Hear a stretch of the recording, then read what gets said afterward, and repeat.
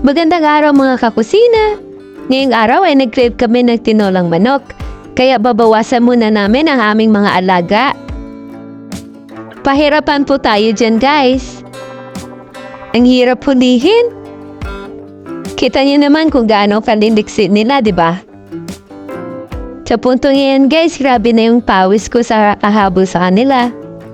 Hay sa wakas, sa haba-haba ng habulan namin, napagod din nata si alaga. Tara na guys, umpisahan na natin at nang makakain na.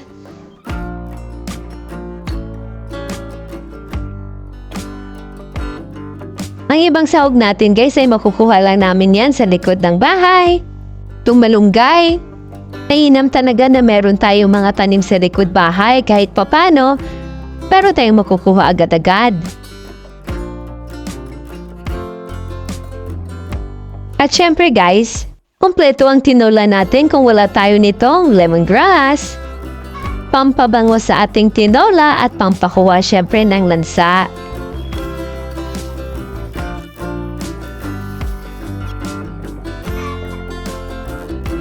Ito na yung mga panggisa natin. Tayong papaya.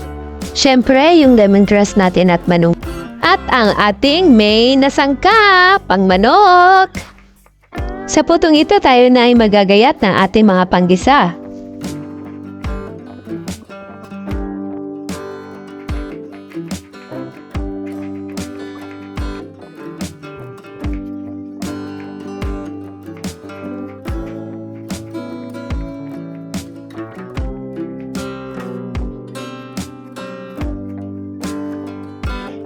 Gisa time na tayo guys! Siyempre sa paggisa po, yung mga uunahin natin, alam naman natin lahat yan. Unahin natin ang bawang. Sunod ay sibuyas, pagkatapos yan ay luya. Pagkatapos ay ihulog na natin yung ating manok. Pagkatapos natin gisayin din ng manok, lalagyan na natin yun ng tubig guys, para pakuluan, para lumambot syempre.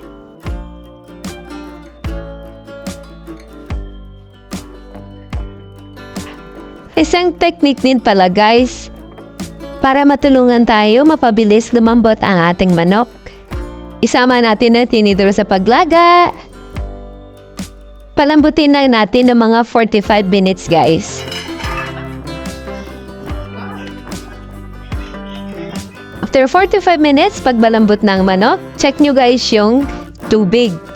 Pag kulang na yung tubig, dadagdagan na lang natin yan. Katapos na dagdagan ng tubig at kumulo na, isunod na naman natin yung ating lemongrass. Pagkatapos ay isunod na natin ang ating papaya. Hanu-hanuin lang natin para ma-distribute yung papaya. Kita nyo naman guys kung gaano kataba yung manok natin, oh.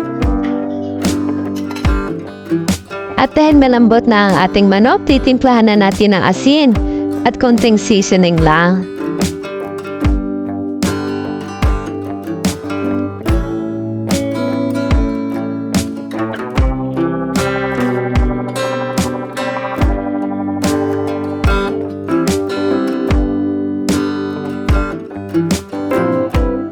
Tikman na natin at kapag okay na ang lasa, saka na natin ilagay ang pinakahuling sangkap natin na malunggay.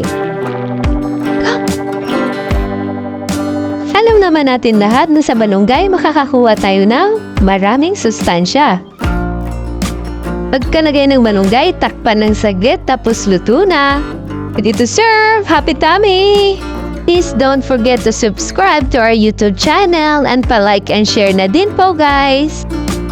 And don't forget to hit the notification bell para ma-update po kayo sa bagong upload na mga simple recipe natin o lutong bahay. Maraming salamat po! Hanggang sa susunod! Bye!